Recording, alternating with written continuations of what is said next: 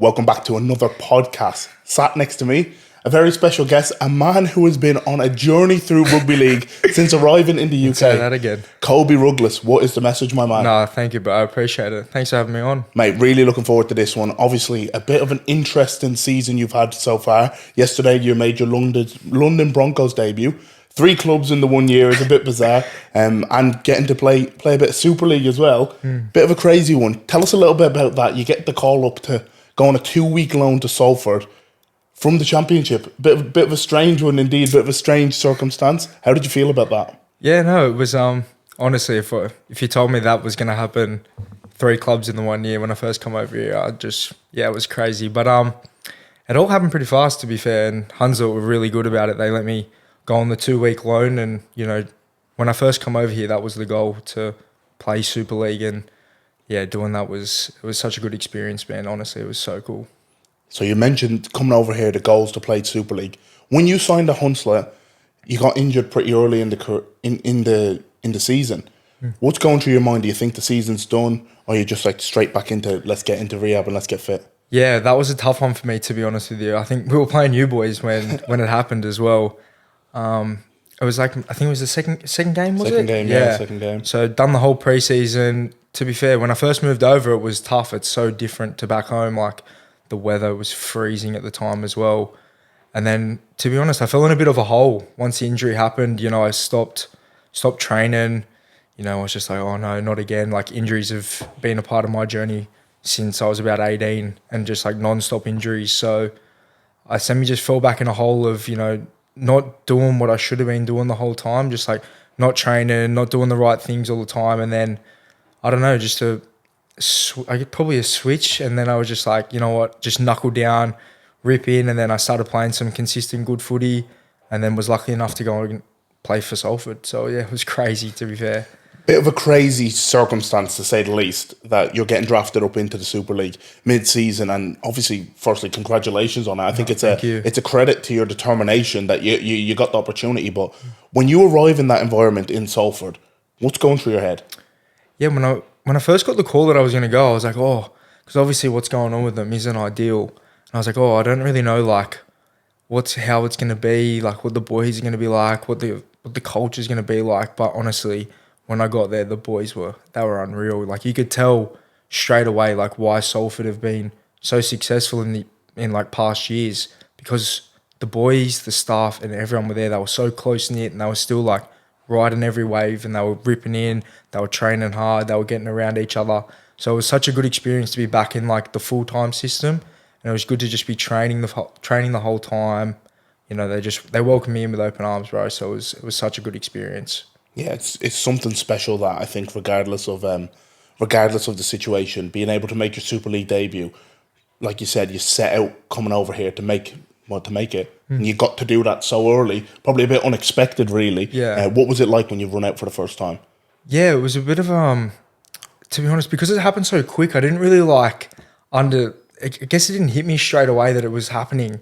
So like, I remember I was on the bench, and then all of a sudden I had to go on a position that I don't usually play. Like, I had to come on at centre against Hull FC, and I was like, oh, all right. And I remember my first tackle, I was like, I just need to get an involvement quickly. And I remember Big Herman SA was there. I was like, oh, I just got to try and just get in front of him, bro. And that was the first contact in the Super League. And I was like, oh, all right, sweet. Like, let's go now. We're on. Yeah. He's massive, bro. So it was good.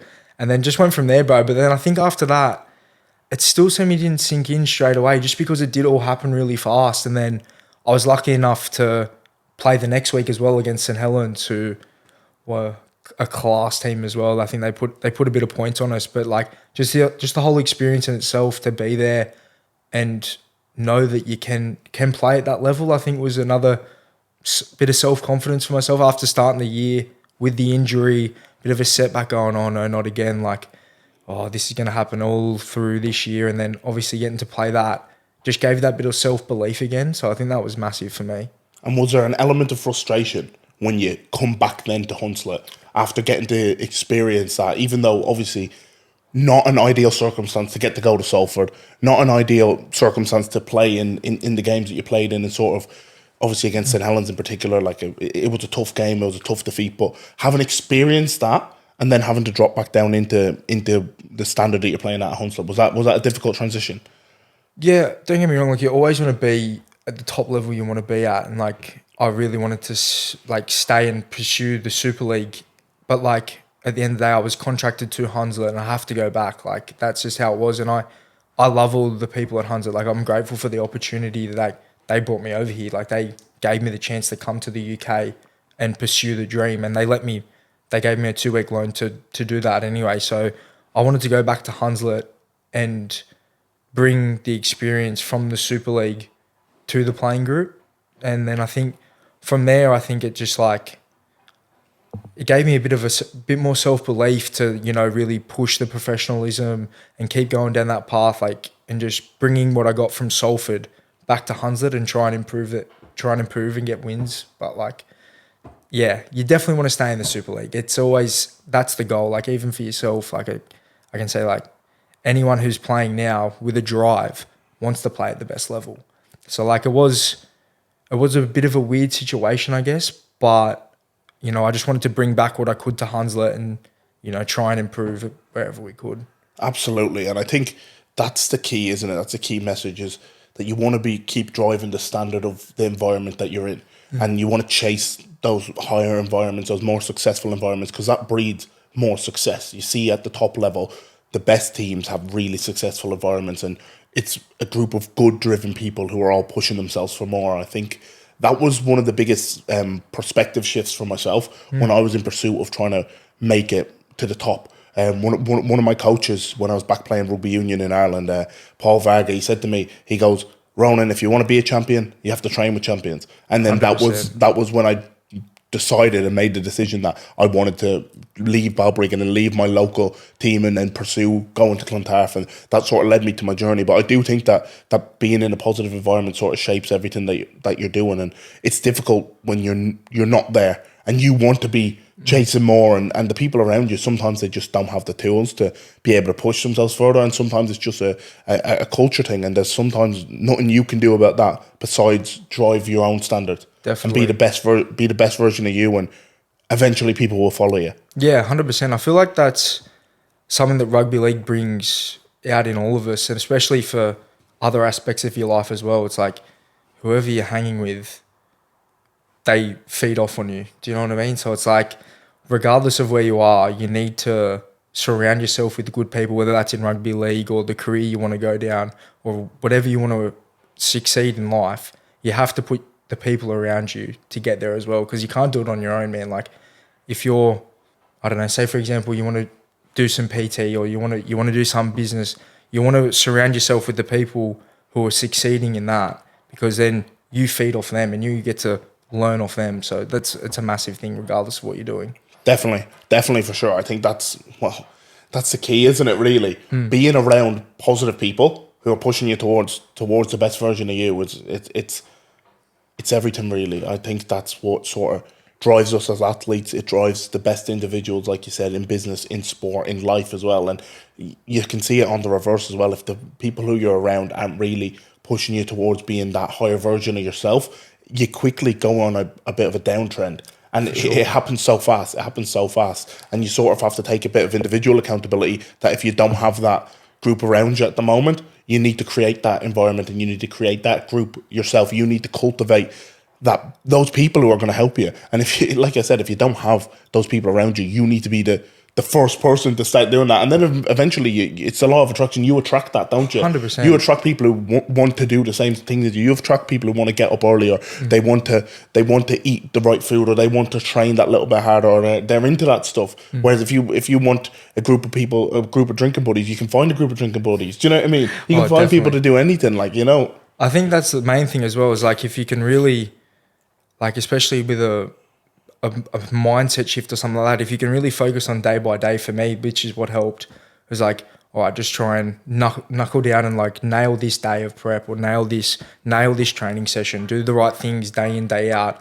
Eventually it's like a follow-on effect, you know what I mean? So I think it's massive. It's like you said, wherever you are, like if you want drinking buddies, you can definitely find drinking buddies. If you want, you know, training buddies, you can find training buddies. They are out there, and if you keep doing it, those people get attracted to you also. So it's like, yeah. Definitely, definitely. So yesterday, as we filmed this podcast, you made your debut for London Broncos. Yeah. Obviously, a little bit of a change up from playing at Hunslet, playing at Salford. A bit of a bizarre one again. Let's call a spade a spade. Third club this year. It's a bit of a crazy one, isn't it? It's not the usual thing, but probably an opportunity you've seen that was going to benefit you, and you decided to take it. Yeah, definitely. It was like you said, I wouldn't have thought I would be at 3 clubs in the 1 year, moving my first year in the UK. But yeah, like you said, London and myself reached out. Like we both reached out, and I think it was just a really good opportunity for me, regardless of like what's happened at Hunslet, what's happened at Salford. I just really wanted to come here. I know it's a great club. Personally, I think London should be in the Super League. It's one of the biggest cities in the world. I think they need to be a presence in the Super League, and they've succeeded in the Super League in the past. They're a great club, and I think it was just the opportunity for me to finish off the year in a good way, and then see what happens for next year and stuff like that. So yeah, it was cool. Absolutely, and yeah, you're not wrong there. I think having a presence in the capital is definitely something that Super League could benefit from, and I genuinely do believe that there's more to come with this game, and who knows what the end of the year takes, which clubs. But I do think it's an exciting opportunity for sure. Obviously, I feel like for yourself, there's no doubt that it's going to be another standard increase from where you were at Hunslet, and another opportunity to sort of test yourself. Yeah, no, definitely. I think I moved on Tuesday, so it's been pretty quick. But I got one training session in with the boy, or 2 training sessions in with the boys, and they were all unreal. The staff were great, welcomed me in with open arms. We didn't get the win yesterday against York, but you can tell there is signs of what we can bring, I feel like. And, if we can really knuckle down for the next, do we have 4 or 5 games left, I think? 4 games left. Yeah, 4 games left, and then see what happens with like these final series and stuff, the bottom, or like wherever we are, we want to finish the year on a high, I think, at London. And then I think, we really can do that, I believe. Like with the group, we've got a few injured boys coming back and stuff like that. So I really think we can, improve in areas and, really give it a good crack in these last 4 games. So it'll be good. Absolutely. When you get when you come to the decision to move over to the UK, to the other side of the world, obviously you didn't expect the year to go as it has, injuries, different clubs. But when you decide to make that decision, what are you thinking about initially when pen goes to paper and you sign a Hunslet? What's going through your mind? Yeah, it was to be honest with you, this was where it was really weird for myself, because I was at a point in my career where I was nearly close to calling it. Like I was nearly done. I had a few injuries back home, and I was just like, oh, do I really want to keep? When you second guess yourself and you're like, oh, is this like, do I want to keep doing this? And I was like really close to pulling the pin and just stop playing rugby league altogether, find a job, start making some money in Australia, get a good home and stuff like that, and just, be the normal life as they call it. But then I had a good chat with my old man, who me and him are close, we're like best mates.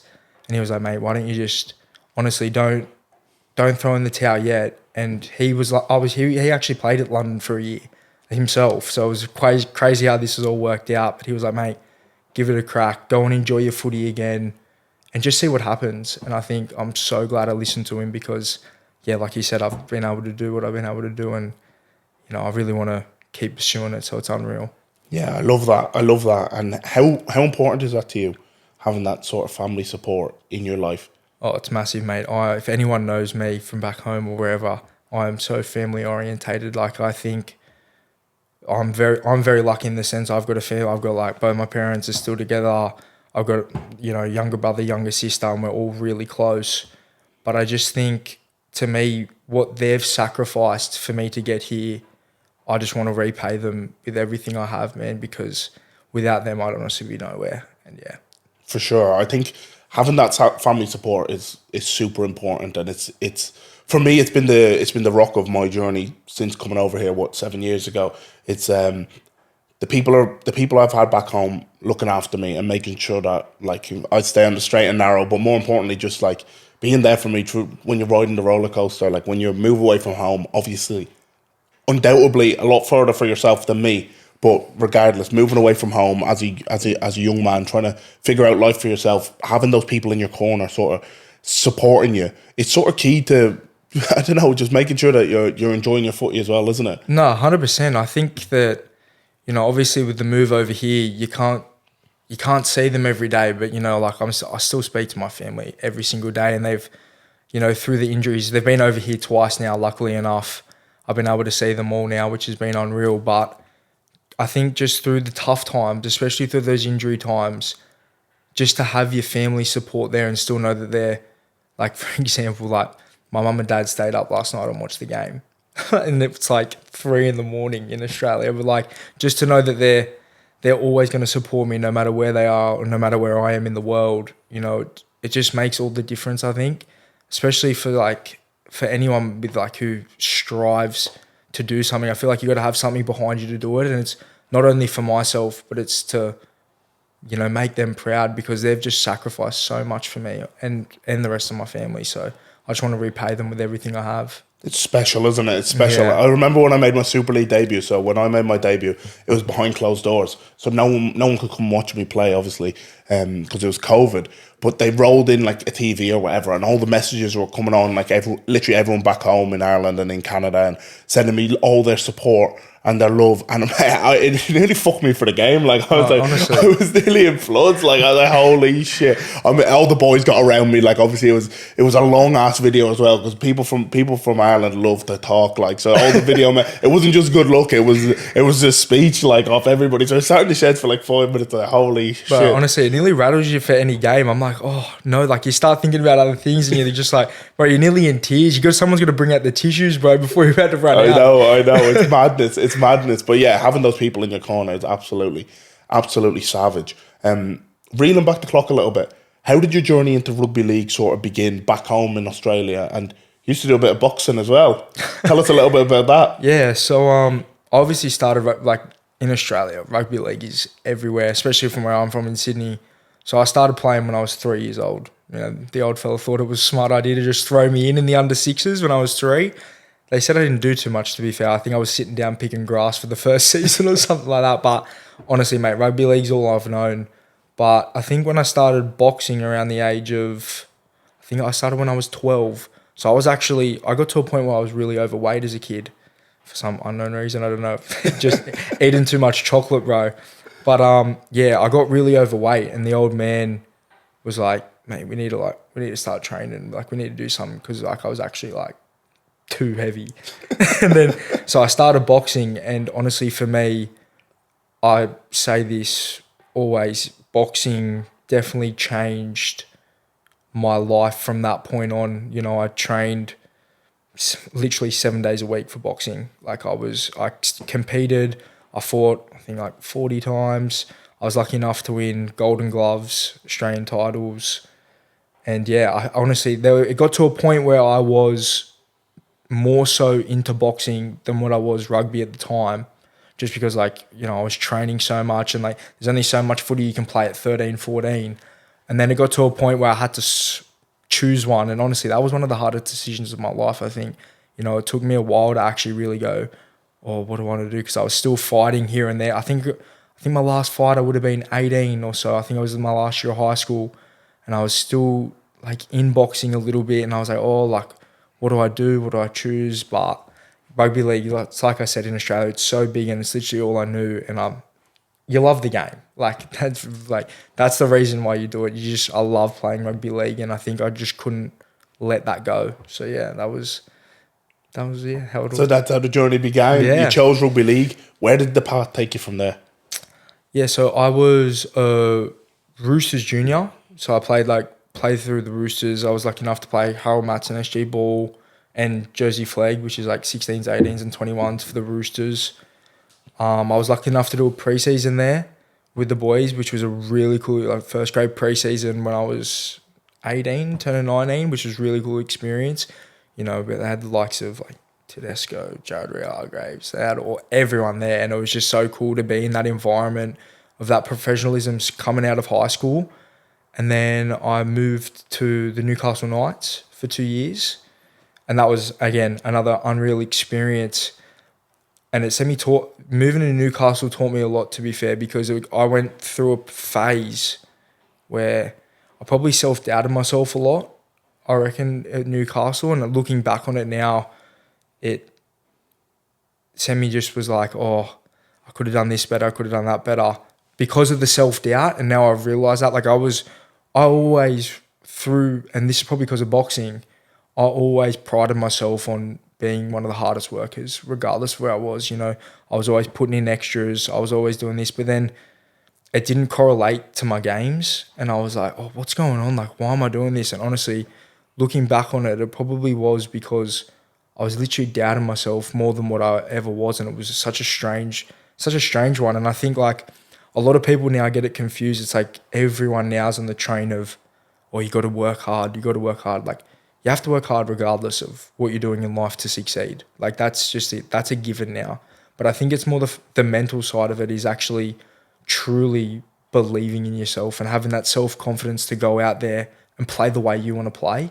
And I think that held me back a lot at Newcastle. Like, I remember I was like, even at training sessions, some of the boys could remember this. I was like, literally, even after, like, passing the ball and stuff like that, I was literally thinking in my head, like, oh no, like, something's going to happen. Like, I'm going to make a mistake or something like this. And I think, you know, looking back on that now, it's taught me so much to just play with confidence and play the style of footy you want to play. Like, just, you don't have to play how someone else wants you to play. Play your natural footy, and eventually, like, someone will look at that and be like, oh, we need that. We need to use that. Like, you know what I mean? So, Yeah, 100%. 100%. And beating that self-doubt and that mental tug of war, it's huge. It's absolutely key to everything that you're doing. I think like, when you're playing with confidence, you feel great.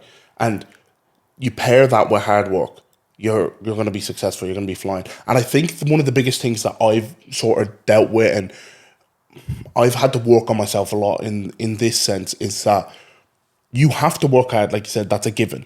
Hard work is a given. But just because you work hard doesn't mean you're going to succeed, and does not mean you're going to win. You still need to be able to turn it on game day. You need to be able to perform on game day. And, like, I love falling back on my work, on my prep. I sleep well at night. I go into games knowing I've done the work during the week. 100%. Some people, everyone's different, but I go into the games knowing I've done everything I need to do. But just because you do that does not mean you're going to have a good game. Does not mean you're going to be successful. Does not mean you're going to be at the top level. Because let me tell you something. Everyone at the top level is also doing that, and they're at the top level. Do you know what I mean? So 100%. It's that sort of perspective shift, and that's been one of the biggest things I've sort of gone through, and the journey that I've gone through this year is that, and I keep falling back on this sort of frame, is that, why are people above me working harder than me? Why are people who are ahead of me working harder than me? And when I sort of seen that, like, I got presented that picture, it just flipped the switch for me. I was like, okay, yeah, well, the people above me are doing this, so who am I to think just because I work hard, I should be given, it's God's given gift that I go, well, no. That you're going to perform or something like that. That's the minimum buy-in. That's the minimum buy-in, is the hard work. Definitely. And then the rest is the performance and the beating the mental aspect and being able to be resilient enough to play for a full season and ride the roller coaster of performances and be that consistent throughout the year and strive for that consistency. And that's the key, isn't it? Yeah, I think at the end of the day, and my old man said it best to me, he was like, don't get me wrong, we train, but we're not professional trainers, we're professional athletes. You have to perform under the bright lights. That's why the best players in any sport, like obviously like in boxing and stuff like that, like I look at guys like you say, like Floyd Mayweather and stuff like that, they were the best trainers. Like, he'd go on a night out, he doesn't drink or anything, but he'd run home from the club at 2 a.m. in the morning, but then he performs under the bright lights. Like, that's where that's where you succeed. Like, you have to perform regardless of what you do. That's where it matters. Like, if it's like what you said, everyone's training hard these days. Like, the best of the best are putting in the work. They're just really consistent under the bright lights. Definitely. Yeah. Definitely. And that's, like I said, that's been the biggest change of perspective for me, is that like I'm big into my training. You're big into your training. Massively. I love training hard. I love what I do with the gym. I love that side of me. That's part of me as a person. But the fans, the referees, the opposition do not care what you bench press, what you squat, whether you ran 6K during the week or whether you ran 11K, whether your legs are sore, whether you have a flu. None of that matters. It's the Michael Jordan flu game. It's like you're turning up, you're literally turning up and you are performing, and that's it. And that's been like when that sort of clicked with me, I was like, right, I'm gonna fall back. You fall back on. You don't rise to the occasion. You fall back to the standard of your preparation. I love that. 100%. I love that quote. But you gotta fucking turn up. You know, you have to. It's as simple as that, isn't it? You have to turn up, and that's been something that I've sort of toyed with a lot, because I used to get really frustrated with myself. This is probably one of the biggest frustrations for me, because I like when you compare yourself to other people, like you get frustrated. I'd be like, he doesn't do this. I train harder than him. I eat better than him. But so what? Do you know what I mean? 100%. I used to do the same thing. I was like, and it's not a jealousy point of view. It's just like, you're probably frustrating yourself because you think you're doing everything right at the time. Do you know what I mean? Like, I'm literally, I'm going to bed early. I'm getting up early. I'm doing the extras. I'm doing the prehab, the mobility, the extra recovery sessions, the nutrition. Like, you know what it's like. But then you see someone else who isn't doing that, but then they go out there and perform. And it's like, well, that's why they're in the position they are, because they're performing. Like, imagine how much better they could be if they were doing everything right. Like, I always say this now, and people always go like, oh, like this athlete does this, or he doesn't follow nutrition. I go, but yeah, like that's because he's performing well. Like, but like, imagine if he was doing all those things on top of that, how much better he could perform on top of that. For sure. So like, yeah, it's like what you said, man. You have to perform no matter how you're feeling, no matter what you've done during the week. And don't get me wrong, I'm still working on it myself. Like, I think from the weekend, even looking back on the game, there was things I need to clean up. Like, I probably wasn't happy with how I performed to the best of my ability on the weekend, but it's also the fact of like, the consistency, like you said, you got to go week in, week out with you. No one's 100% at this point of the season. Everyone's got bruises, everyone's got niggles, stuff like that. It's about, getting everything right through the week, and then having to, that mindset shift of, right, it's go time again. Like, we got to perform, like, let's do it. Exactly that. It's managing the body with 4 regular season games to go, which is crazy, really. I know. And then you pair that, and this is, I genuinely think I've said this on every podcast, but this is what I tell all my clients. I tell every single person who's on a mission. I say, you stretch your timeline out long enough and turn up every day, the inevitable outcome is success. 100%. That's the only thing that happens. Yeah. If you turn up every single day and you give yourself enough time, you go, I'm not giving myself an end goal for this, you're going to succeed. When we're talking fat loss, when I'm talking about my online clients about fat loss, I go, if you decide that you're going to eat the right thing, you're going to work out, you're going to do all of the little steps that get you lean, and give yourself enough time, the only outcome is you get lean and you get jacked. 100%. Do you know what I mean? There's no other outcome if you give yourself the time to do so. It's like what you said, if you span it out long enough, of course there's going to be hurdles along the way. That's part of life. Like, I think, I'm speaking for probably both, we probably have more hurdles than what we've had successes at this point of our career, you know what I mean? So like, they're bound to happen, but they definitely teach you things along the way. Whereas if you span it out in a long enough time, you'll eventually just end up going on a trajectory that you are going to succeed. Like, if you quit, like what I nearly did, I know I think about this now all the time, and I seen it on a podcast. I think Michael B. Jordan said it on the Jay Shetty podcast. It was like, most people quit just before they're about to get over the hurdle and get to where they wanted to be. Like, honestly, 90% of people throw in the towel, and I nearly related to that. Like, that was nearly me. Like, I nearly threw in the towel before I even come over here, and now look what's happened. Like, I've been able to make my Super League debut. I'm now at London, and like, I'm loving footy again. Like, I'm loving my rugby league again. And there was a point last year where I was dead set, like, dwelling it. It was like, that's how bad it got, like, mentally and physically. I was just like, oh man, like, I can't even, and I'm never like this. Like, like, we both love our training, we both love things. And I was just going like, oh, I've got training, I've got to go train, I've got to do something like this. Like, and not many people probably know this, but like, I kept it so shelled in, and like, I probably only spoke to my old man about it. And I was like, I was that down And I was just like, oh, this is just, I don't even know what I want to do. But now looking back on that, if I did throw in the towel, I would have regretted it so much. And that's one of the big things my old man talks about is having just looking back on your career, looking back on your life. And don't get me wrong, you're going to do things wrong. That's regardless. That's always going to happen. But looking back, knowing that you gave everything and you have no regrets, I feel like you can look on your deathbed and be like, you know what, I've done everything I can, regardless of whether or not I don't play another Super League game or I don't play top league. Like, I know I'm giving it everything I have and I'll be happy with that. So I think that's massive. I did everything that I could at the time with the tools that I had available. That's what I drive myself towards. 100%, bro. With everything that I knew, the knowledge that I had, I did everything that I could. I didn't leave a stone unturned. And we've all been through that sort of that period where you're doubting yourself and you've lost the love of what you're doing. I think for me, I went through probably one of the biggest shifts of my life about this time last year. I spent about 10 games sidelined as 18th man for York. My performances weren't as good as I would have liked them to be. And I wasn't the person who I needed to be off the field. You know, so I had to look inwards a little bit. And if I'm honest, the time where I was at mentally in my life as well, I just probably wasn't in a happy place. I was probably a bit more, I don't know, I was probably just a bit more down than I would usually be. I just wasn't myself. I wasn't the version of me who I wanted to be. And I had to look inwards to sort of solve that problem. I had to go, right, I need to do a hell of a lot of work on me. I need to do a hell of a lot of work on me to be the person who I want to be. And I need to stop talking about it. I need to start doing it. Do you know what I mean? And when you start doing it, you take action. You start to see that change, don't you? You start to see that change, and action is the solution to everything. Just do, and then 100%. and then the momentum goes, because God in life gives you the reason to quit all the time.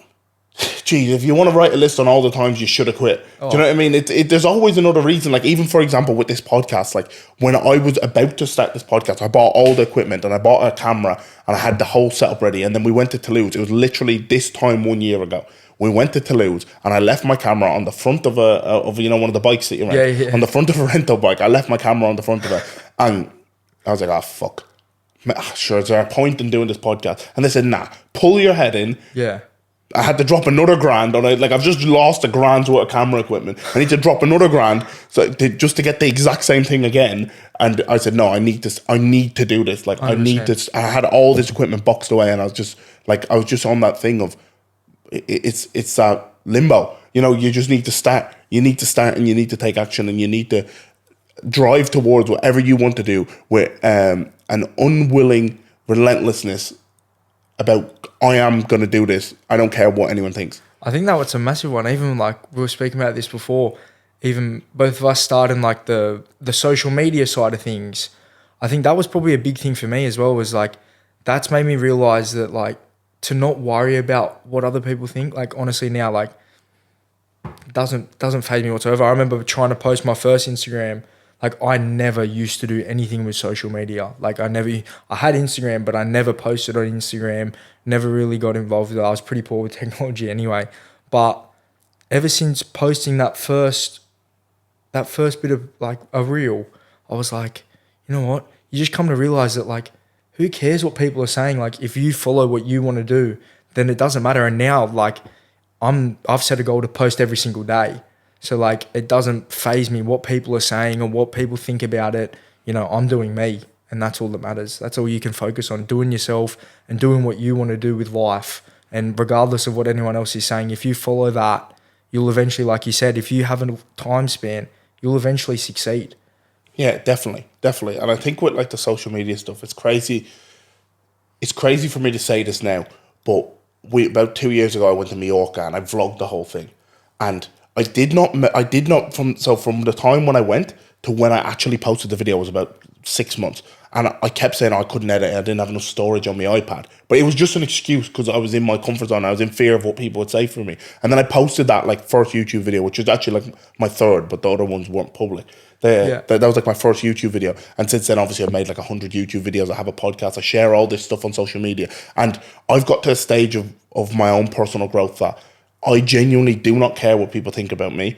in that sense, because you're either going to like me or you don't. Or I bring this unfiltered. I bring this podcast unfiltered. I bring the YouTube unfiltered. I bring my life unfiltered for people to have a look in, and they're going to judge me regardless. Yeah. People are going to judge you whether you post or you don't post. 100%. You can do what you want to do, or you can sit around and go, I wonder what people are going to think of me. But you're not actually doing what you want to do. And I love what I do. I love taking people along the journey, and I love sharing the highs and the lows of it. Do you know? Because it's not all sunshine and rainbows. Yeah, it's not all sunshine and rainbows. Do you know what I mean? And some of my days are absolutely boring. Like I'm eating eggs, I'm going to the gym, I'm doing a sauna, whatever it may be.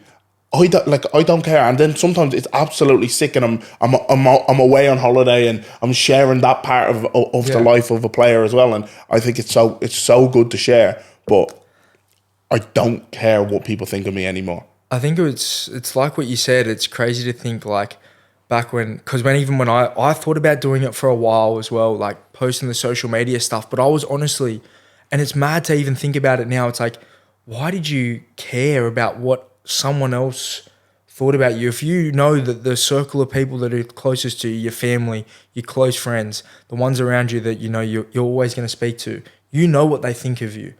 Like regardless, they know who you are.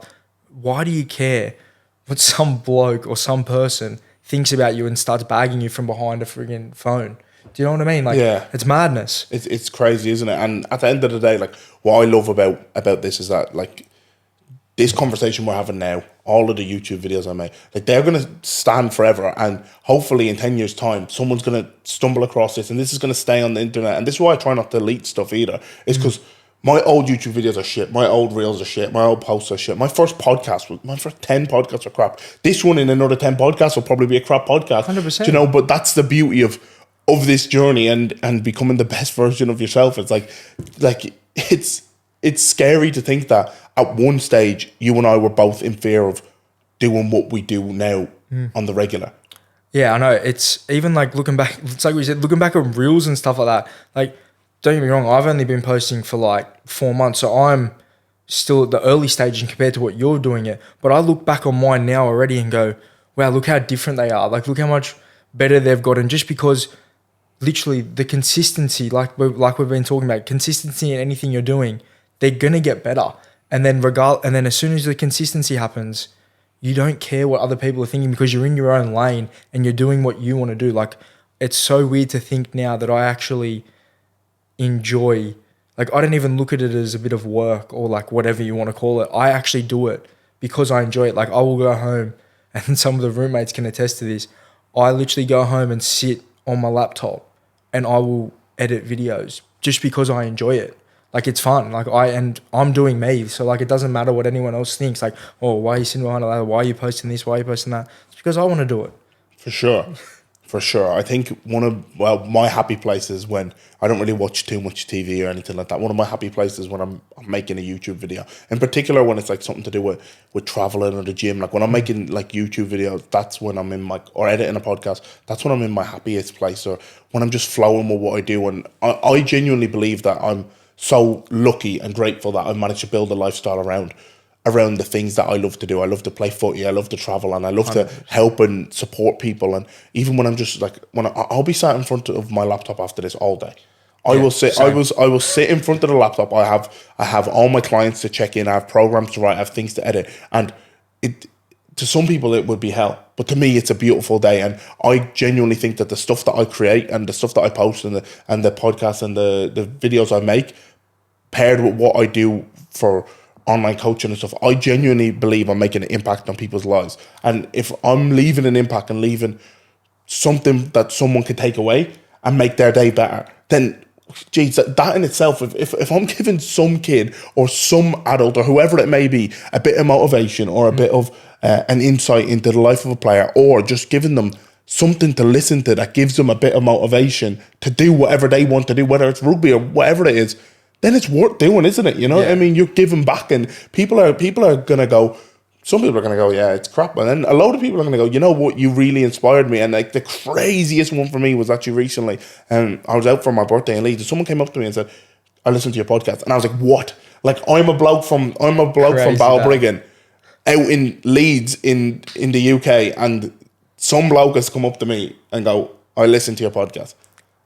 That's mad. Bro, literally, it's like even just one person, like you said, if one person is listening, like you can just change one person's life or just even a mindset shift. Like I wish I had some of this stuff when I was going through those times to even watch and just be like, oh, okay, like someone else is actually experiencing this. Like it's okay to be like that. It's okay to have those doubts, but just to push through and keep the consistency and keep the drive in what you're doing, and you eventually will succeed. I think that's massive. I remember even like copping an Instagram DM or something like that, and it's like some young kid playing rugby, and he's like, oh, thank you for the videos. Like they're so cool to watch. And it's like, wow, like it's actually making a difference with someone's life. And whether or not I help him out in the future, or whether or not it's just off that one video, I've actually helped someone out. And that's all, like, that's what you want to do. Like it brings such a, I don't know how to describe it. I think like knowing that you've actually helped someone out, it just like, to me, that's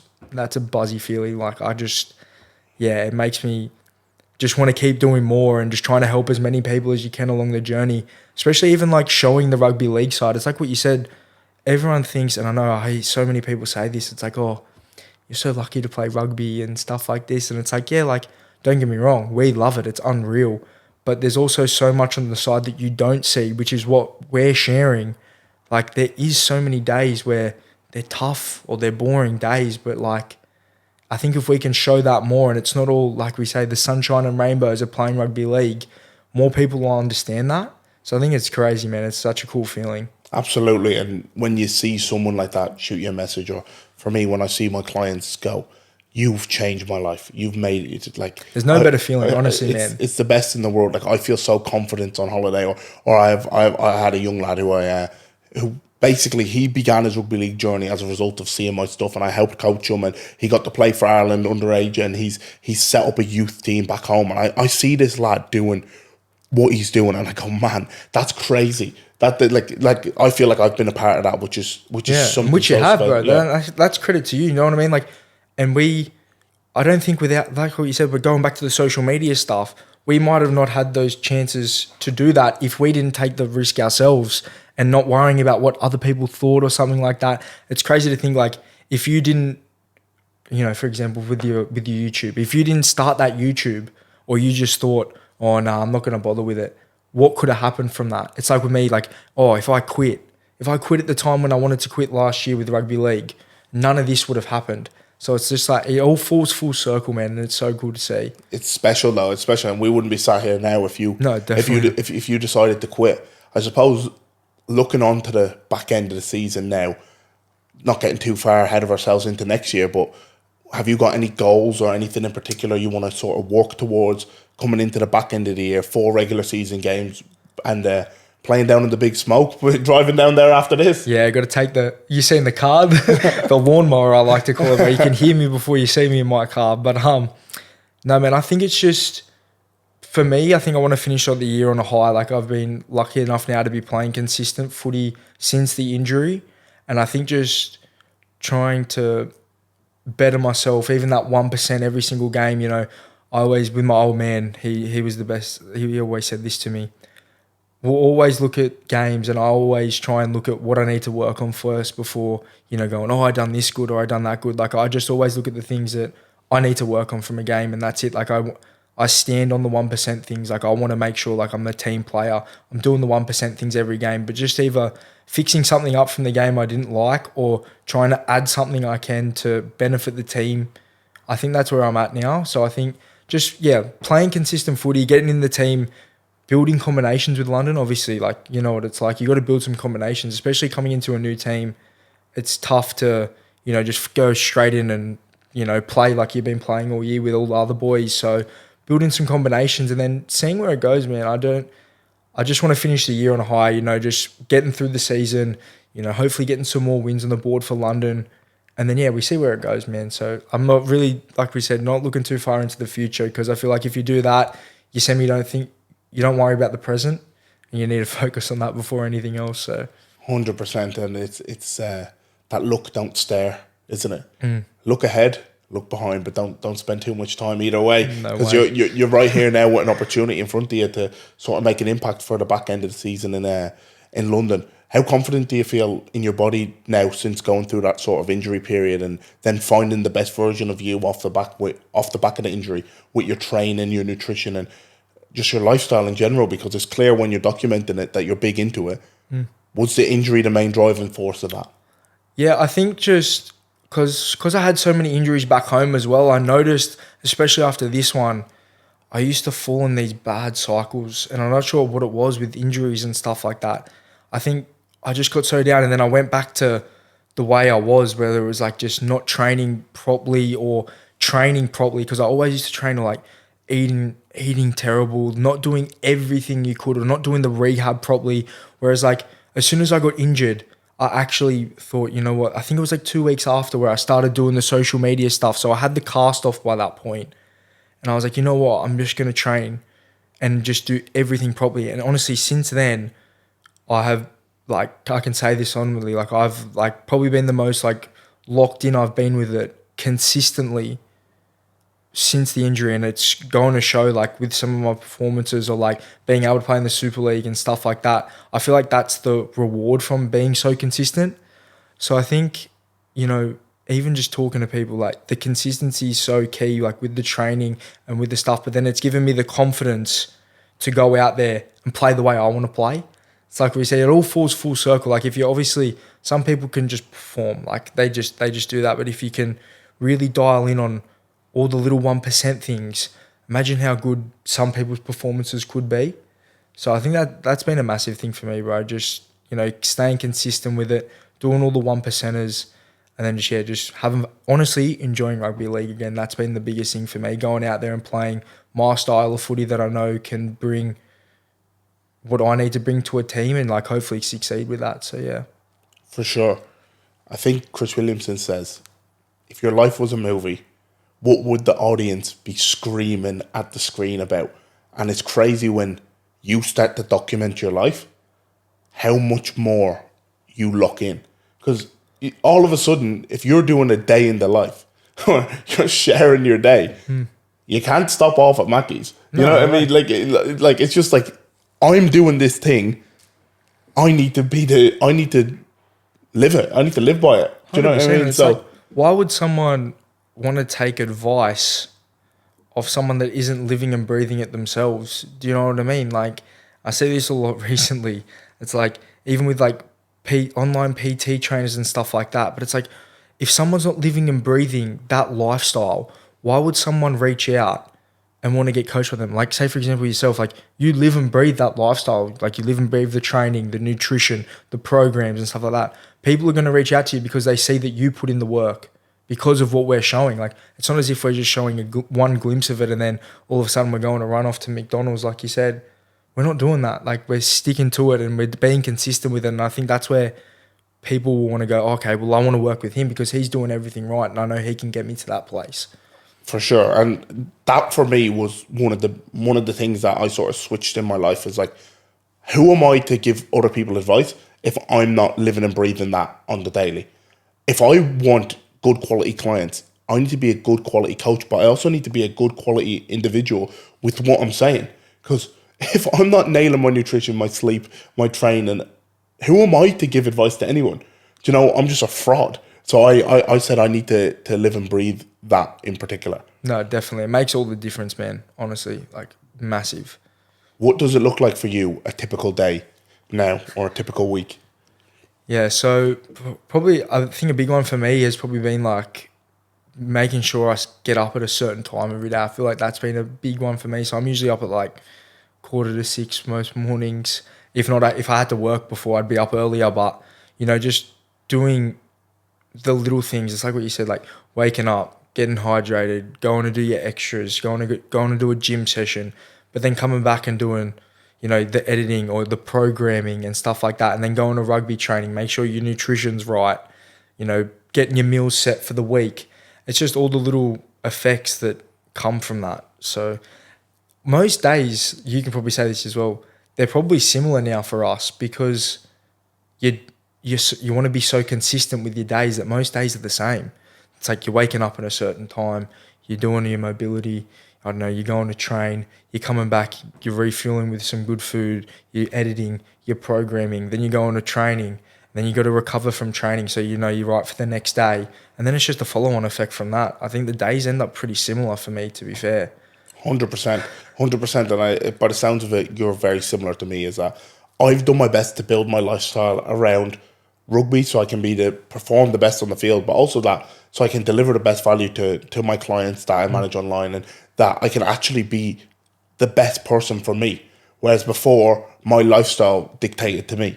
Do you know what I mean? Whereas now I dictate to my lifestyle. I get to structure my day how I want to. I can sit down with you and do this podcast. I can structure my day as I wish. Whereas before, like I had a lot of demand in terms of my time, which sort of had an impact on my performance on the field. And it's not an excuse, but I used to get up at 5 a.m.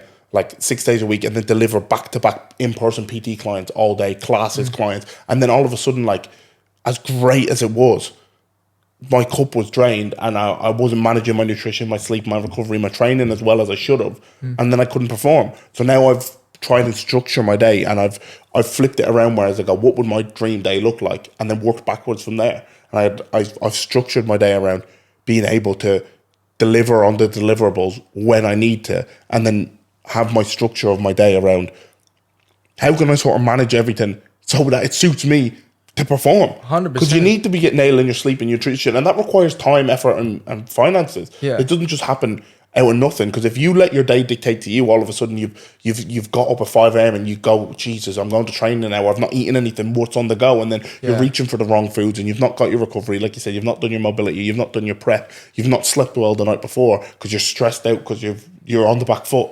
I think that's the beauty, especially with the online stuff now. And that's why I say, like, the social media thing is such a big, important factor for me, because I eventually want to go down the online coaching path. And you still get to do the things that you need to do in your day. Like, you prioritize. Like, our number one goal is still, we're athletes at the end of the day. Like, we need to do everything right for our performances. But then you have so much other time to fill in the things that you want to do and you need to do, like the programming, the online checkups, this, that. And then you get to plan out your days like that. So you literally set out what you want to do through your day. And that's why I think waking up early is a massive one for me, because I get to, as soon as I'm up, I either go training or I do something regarding what I need to get through. And I've already started my day earlier than what most people have because they're still in bed asleep. So like, you're ticking off boxes. That first like 2-3 hours of a day for me, I know, like, I'm already ticking off a training session. I'm ticking off a bit of work I need to do. I'm doing this, I'm doing that. And I've already ticked 3 or 4 things in the space of 2 or 3 hours by 9 o'clock. And then you've got time to do your other important things. Like, you've got rugby training or something, or you got to go do a recovery session. You have so much more time to do things and prep things that it makes all the difference for me. Definitely. If you were talking to your younger self, you spoke about being overweight. You spoke about all the mental battles. If you were talking to your younger self, what advice would you give them? Yeah, that's a good one. I think for me, I would say it would definitely be something to do with confidence. Have the belief in yourself and what you're doing to succeed, because I think that, like I said, that played a massive role.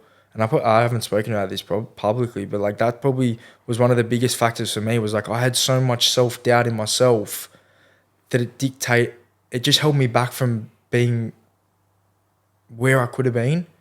And I think if I could just have one thing, is just honestly believe what you're doing, because I was always doing the extra work. I was always doing this, but have that much belief in yourself to back yourself no matter what you do, because you eventually will succeed. Like, having confidence makes such the difference in a performance. I feel like just going into a game knowing, like, I go in now like I want to be the person to win the game. Like, that's how I'm thinking. Like, I want to win games. Like, that's it. Like, I want to be the person. Like, if it goes down to the last, like, I don't know, say it's 6-all in a game, I want the ball. Like, that's what I'm thinking. I want the ball. Like, I want to try and do something to score. I want to try and do something to put our team in front. Do you know what I mean? So that's like the mindset you need to have. And then off the back of that, it still falls into the 1%, is just keep consistent every single day. Like, not every day is going to be perfect, and you're going to have struggles. That's normal. That's part of life. But just to keep bouncing up, going forward, and just have the belief in yourself. I think that's one. For sure. Having that undeniable confidence and belief that you're going to do what you say you're going to do. Without a doubt, man. It's key, my man. Kobe Rugless, that was a serious message. Thank you, my bro. Pleasure, bro. Thank you for having me on, brother. Enjoyed it.